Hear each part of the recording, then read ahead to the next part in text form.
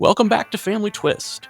If you listened to part one of this conversation, you already know Peter's story is unlike anything we've shared before. And if you haven't listened yet, we urge you to go back and listen to that now because this might not make sense. At 59 years old, a casual DNA test revealed Peter had been adopted, a fact no one had ever told him.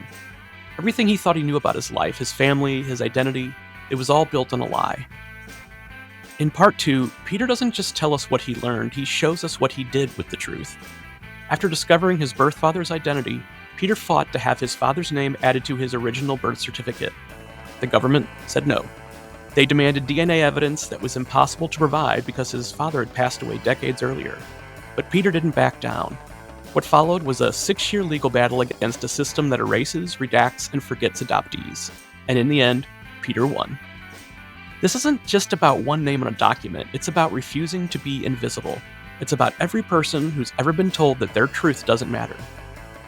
And at the end of this episode, you'll hear something incredibly special, a song created by Peter with the help of AI. It's called Mio Padre, My Father, a tribute to the man he never got to meet but will never stop honoring. Here's part two of Peter's story. People talk about the fog, and they say, well, I was pushed out of the fog, thrust out of the fog, and and I was on the peripheral of that, I guess, if you look at it that way. I still had a lot of unpacking to do, but the urgency was set. But you got a choice about that. Mm-hmm. Right. What would you say are some of the top wins, accomplishments, and the top challenges that are facing the organization? Getting it started in the first place, I think, was a big win. I believe they'd had a number of false starts. Whenever you're working with adoptees, there's a lot of raw emotions and personalities and conflict. So you're always navigating through that drama. They had a few false starts, and it's not always an easy road. We've had a few bumps along the way. So keeping things together, it's like any organisation. It doesn't matter how many numbers you have. It's always a few doing all the work and trying to get people, not just for volunteer, but actually volunteer and commit and do. It doesn't matter how many numbers you have. It's always a few doing all the work and trying to get people, not just for volunteer, but actually volunteer and commit and do something. And I'm the world's biggest procrastinator, so I don't point the finger at anyone in particular without pointing the finger to myself first. But yeah, that was one of the biggest challenges. We do a lot of submissions to inquiries. There's been a number of inquiries over here. The problem with inquiries is they bring out all this stuff and it's all the same, and then they get parked on the shelf. They have recommendations, and maybe one or two recommendations actually come to fruition. The other 20 get left on the shelf, and that's frustrating. I've had a few personal wins, which I think's been good for the organisation, and I've had one significant personal win, I should say, that 2 years ago I won a court case against the New South Wales birth, deaths and marriages. I've been trying to get my father's name on my original birth certificate, which probably 97 or 98% of adoptees don't have the father's name on the birth certificate. That was done as a policy. They didn't want the father's name on there when they were trafficking you to the adoption system. There was a fear that the fathers would object, which they had every right to do, and stop the process. So their rights were denied as well. The father's rights were denied, as well as mother's rights. And, of course, the adoptee's rights, the child's rights were... And we're looking at this as a human rights issue now. That's really what it is. But anyway, my father's name wasn't on my birth certificate. And, I guess that was one of my biggest things, the fact that I had two birth certificates. I couldn't get over that. I'd relied on this birth certificate my whole life. And to find out that it was fabricated, not only was there distrust in my parents that they'd lied to me, but the state had lied to me. And I made a decision very early on that I wasn't going to blame the adopters per se. My anger wouldn't be directed to them. The anger would be directed to the government, and my mission was very clearly that this should never happen to another child ever again. And that remains the same. I applied through my mother's application, which under the Act, the Birth, Deaths and Marriages Act, she was entitled to put my father on there, and in his absence, if he could not be found or he was deceased, but they just refused to do it. Mhm. And then they said, look, I went and put her application in again, and by this stage, I was talking to the assistant registrar for birth, deaths and marriages, and they said, look, we want you to put the application in under your own name. We've produced a form for you, and we want you to be the first one to do that, but I was bound to secrecy. I wasn't allowed to share it because it hadn't been put out to the public yet, and they asked me for all my input and changes on it. I went, oh, okay, this is all looking good. So I applied, and I was the first one to apply and the first one to get rejected.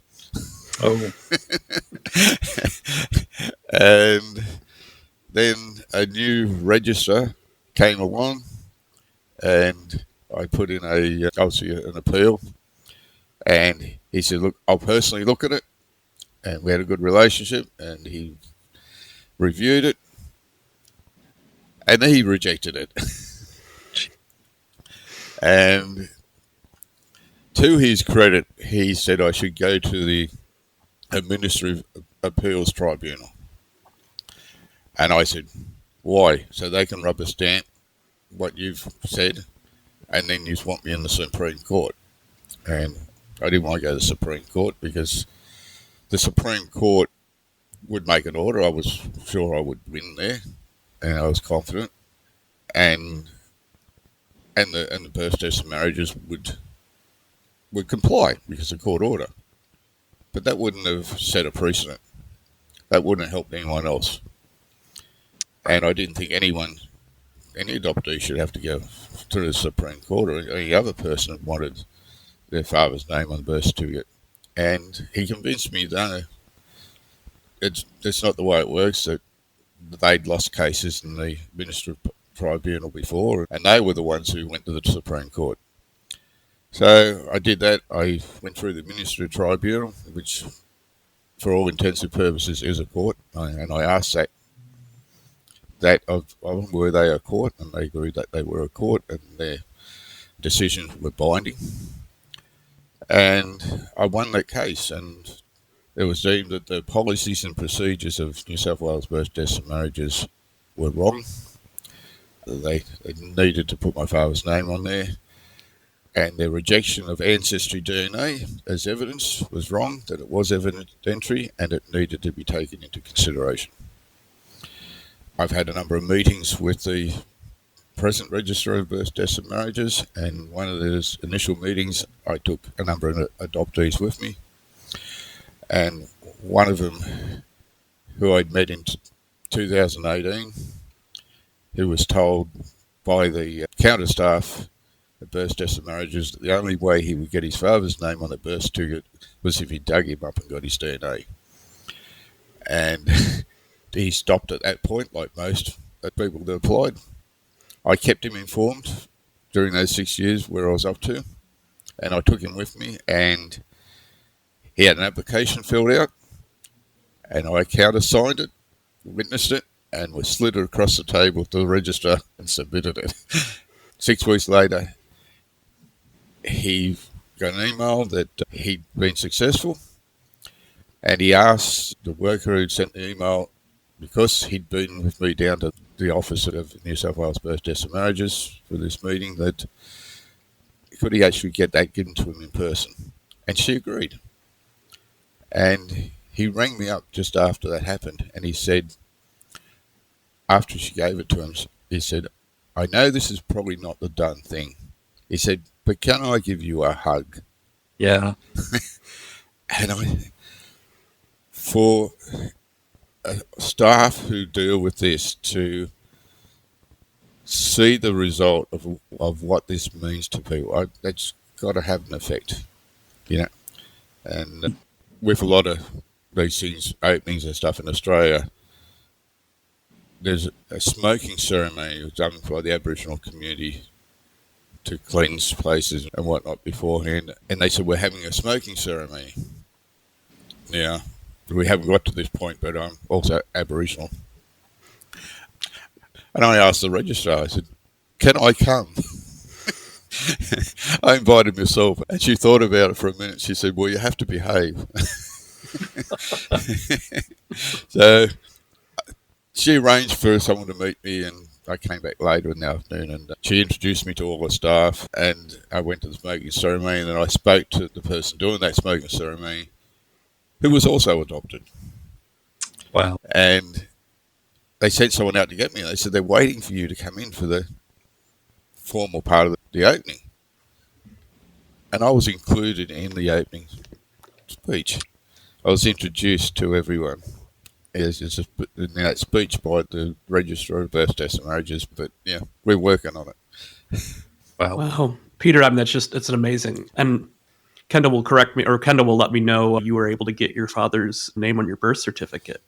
So there's, Yeah, that's a lot. Right. It's at 25 now, so yeah, 23. Yeah, absolutely right. Your math's correct. Yeah, 10 years. I'd never done the maths before. I never thought about it. I still want my corrected or my original birth certificate. I've never seen my original birth certificate. They're hidden, it's sealed, and I have the fake one, which I've always known was fake. And I remember being a small child and pointing at it to my parents and saying, how is this right? You know what I mean? I don't tell people I'm adopted anymore. Not because, as you know, you say, they go, oh, isn't that wonderful? Did you have a lovely life? No. So I changed the narrative. I say, I found out 8 years ago that I discovered by DNA that I had 2 birth certificates. And they look, what? I said, yeah, they cancelled my original birth certificate and they fabricated a fake one. And they always go, but that's not right. I went, right. No, it's not right. It said that I was born to adopted parents. And I said, and they still do it today. And they go, what? They still do it today? I go, that's not right. I said, yep, I know it's right, not right, but yeah, they still do it today. That's the foundation of adoption. You get a completely different response when you start that conversation that way.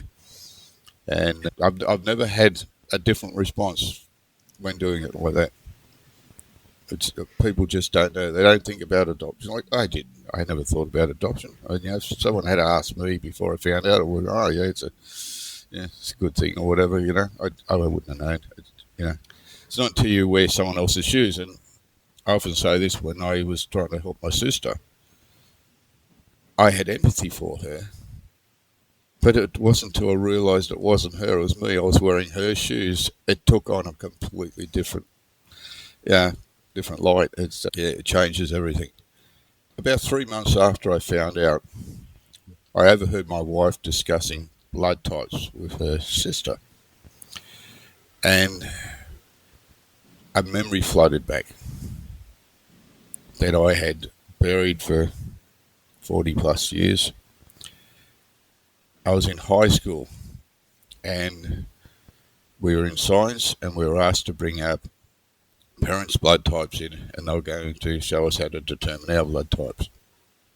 And I knew what my blood type was. And I sat there in class and we did the exercise and I realised straight away my blood type didn't match. So I waited till the whole class left and I went up to the teacher, the science teacher, and I went, these are my results. They don't add up. And he looked at him and went, well, that's not your father, then you're adopted. Just like that.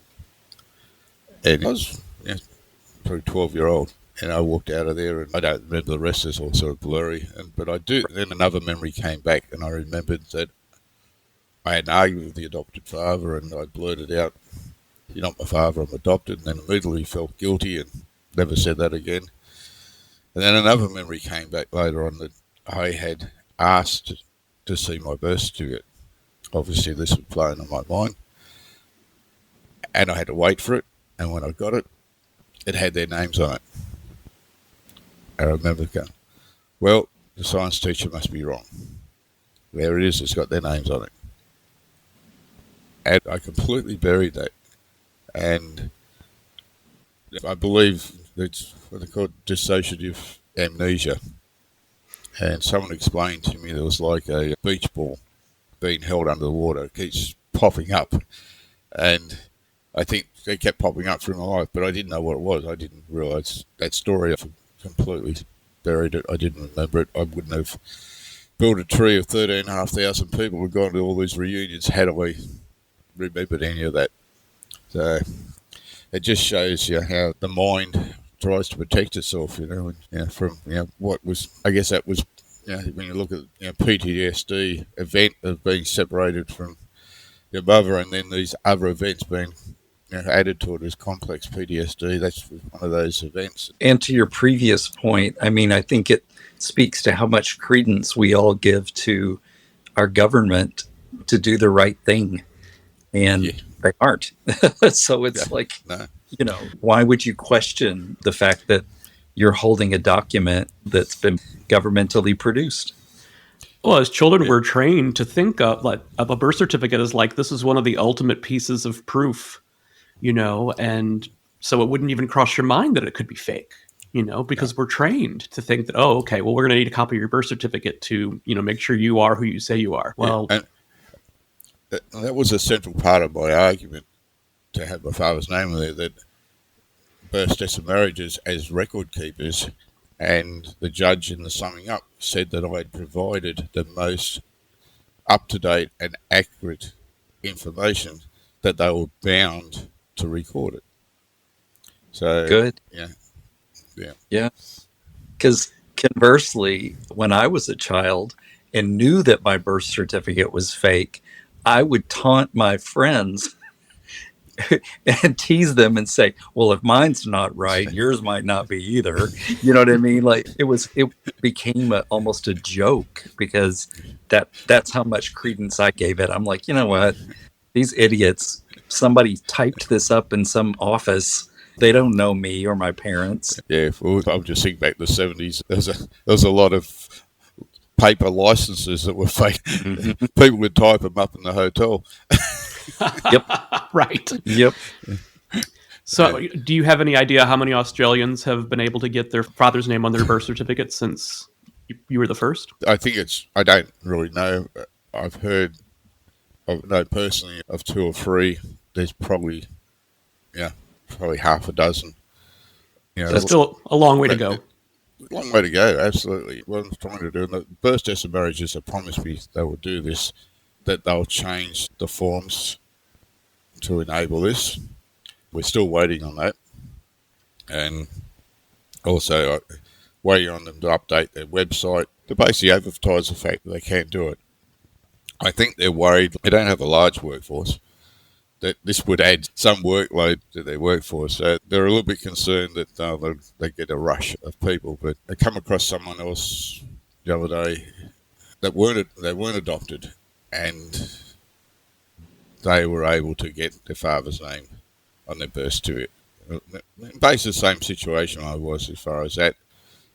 Used DNA to prove who the father was, and they accepted that. So I think I helped them. I did try and help someone else, and I got told by the registrar, you should just stick to adoptees.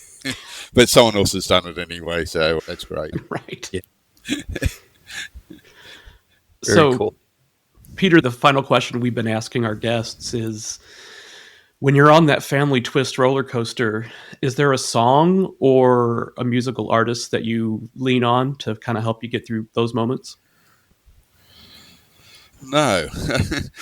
I never found any. I can't. Teenage years and beyond, I often went to very dark songs, and I don't do that anymore. But I did. I used to go to the Doors, stuff like that. Yeah. And I discovered AI music, which I know might be controversial, but I've written a number of poems, and I've recently put them to AI. That's so cool. I'm really impressed what I got out of it. No, we are too. For our other podcast, we used AI to create the theme music. Kendall and I sat down together and figured it out, and we were very pleased with the result. I'm happy to send you some copies or links. We'd love to. If we could share a full poem or a portion of a poem with the music as part of the episode, that would be amazing. Yeah, I have a shorter one, which is called Mia Padre, which, of course, is Italian for my father. Yep. And it's about the loss of my father. Wow. That's so cool. I've actually set that song to two of my Italian cousins. Oh. And they both said it brought them to tears. So I think it's in a good way, because my father he brought his family out to Australia, like his extended family. He was the only one who had a car. When they first came out, they all lived with him. And they told me when they went to their father for advice, they go and talk to your uncle. He's the one who knows the answers to that. So, there's another story and a half in that side of that reunion with the Italian side that was very fond of my Italian family. Oh. Yeah. Do you know whether your father believed you existed? My mother told me that she had told him. My mother said that she'd known him for about 12 months. They were part of a group that used to go out dances together. So, she told me that she told him whether he believed her or didn't believe her or didn't want to believe her. Who knows, we weren't there. And during my pregnancy, my mother didn't come. My mother worked in Canberra, but it was a long way from where home was. So my mother came from an outback town, northwestern New South Wales, and back in the 1950s, to an Italian immigrant, or probably anyone else, they would have no idea where that was or where to start looking. If he even knew where she came from, I don't know. But her father was dying and her mother insisted that she come home. So my mother was between marriages when I was conceived. She arrived on the doorstep of her parents' place with 2 children and pregnant with me. This goes into intergenerational trauma. My grandmother was part of what we call the stolen generation, where in 1937 the government brought in legislation to remove Aboriginal children, because when Australia was colonised, the English believed that Aboriginal people would naturally die out. And that didn't happen. And they realised that by 1937, that in fact they were getting larger in population. So they thought, well, we've got to stop this. So they brought in legislation to remove children. And they figured out that it would take them 50 years and the Aboriginal problem would be gone. So my mother was taken away, but her father, who was white, I believe fought in court to get them back. So, but the fear of getting taken away was always there. This happened to a lot of Aboriginal people who were removed, that they hid the fact they were Aboriginal. My grandmother's name was Juanita, was able to tell everyone that she was Spanish. And she was very proud that all her children had blue eyes, not brown eyes. When my mother told her my father was Italian, well, that was just one more reason to get rid of me, that she thought I would have brown eyes and that would ruin her. Right. Her blue-eyed family. Oh. And of course, I have blue eyes.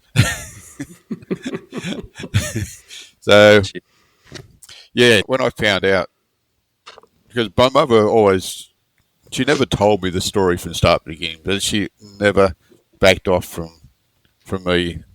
Whenever I asked her a question, she gave me a straight answer straight away without hesitation. And when I found out she was pregnant with me at a town called Pilliga, I said, and I knew of Pilliga, but I'd never been there. I said, so I've been to Pilliga. And she went, well, yeah. I said, well, I was nearly born in Pilliga. And she said, oh, no, my mother wouldn't have it. she called my brother and bundled me in a car with him and sent me to Sydney to get rid of her, and told me that I wasn't to tell my father. But my mother refused to leave me in the hospital because my mother was a bit older. She wasn't a 15 or 16-year-old, and she just was stubborn and just flat out refused to leave until she was sure I wasn't in an orphanage. So my grandfather questioned, like, where is she? You know, the kids are here, she's not here, what's going on? And she told me that my grandfather never forgave them for me being adopted. And he did die later on, the same year I was born. Yeah, so she got messages from people that she knew in Canberra that my father had been looking for her. Right. I think about what would have happened had I been brought up in an Italian household or vice versa in my mother's household. You know, there would have been both, different lives. But For sure. Yeah. Wow. What an incredible story. Yeah. Keep us up to date on what's going on with legislation and that sort of thing, because... Well, my next one is adoption discharge. So under legislation in Australia, there was a get-out clause for adopters to hand the child back, and it was called adoption discharge. But under Australian law, the mother, the adoptee, and the adopters are all parties to the adoption. My understanding of US law is the parties are the government and the adopters.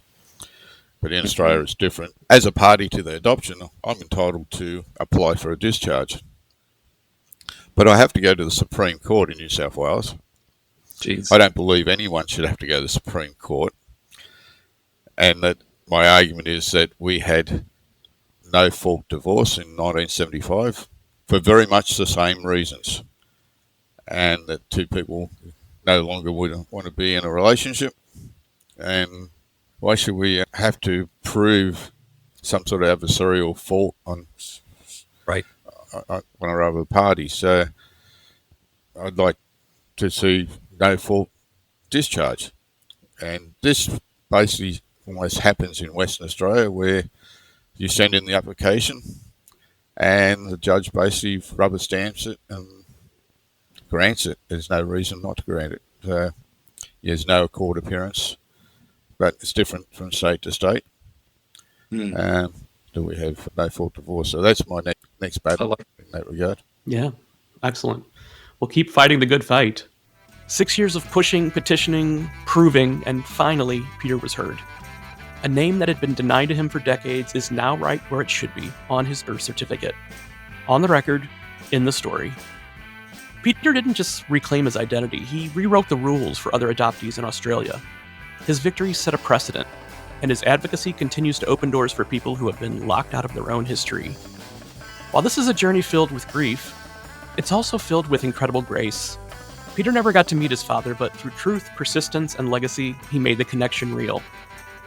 To close out this episode, we're honored to share something Peter created from that place of love and loss, a song generated through AI, using his words and intention to express what was never said in life. You're going to hear Mio Padre, My Father. The Family Twist podcast is presented by Savoir Faire Marketing Communications and produced by How the Cow Ate the Cabbage, LLC. All right, here's Mio Padre, My Father.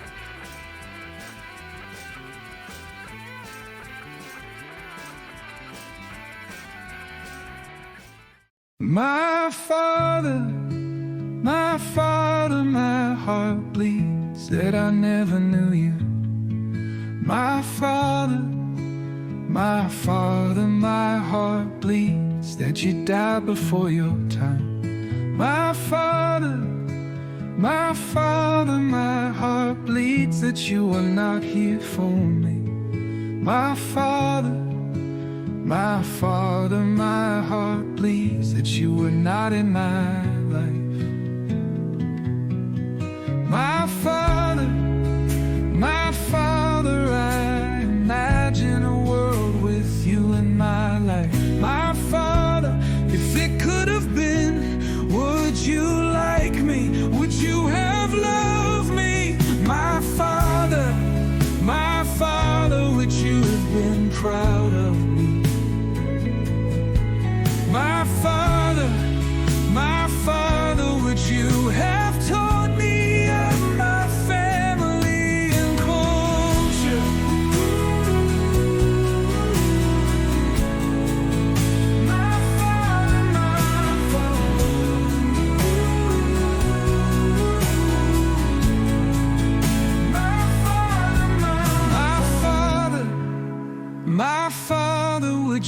taught me of my family and culture. My Father, would you have told me of your life's experiences? My Father,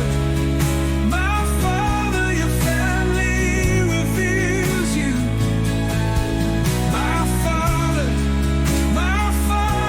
I revere you. I love the man you were. My Father, I love the stories of you left behind, told to a son you never knew. My Father, thinking of you today, on Father's Day, and every day.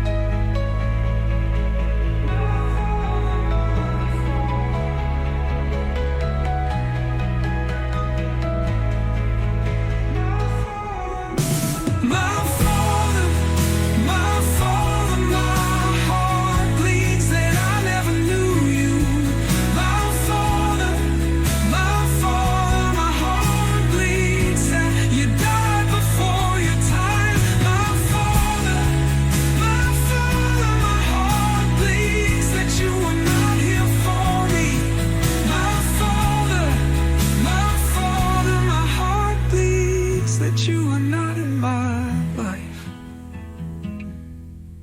My Father, the mind, and every day.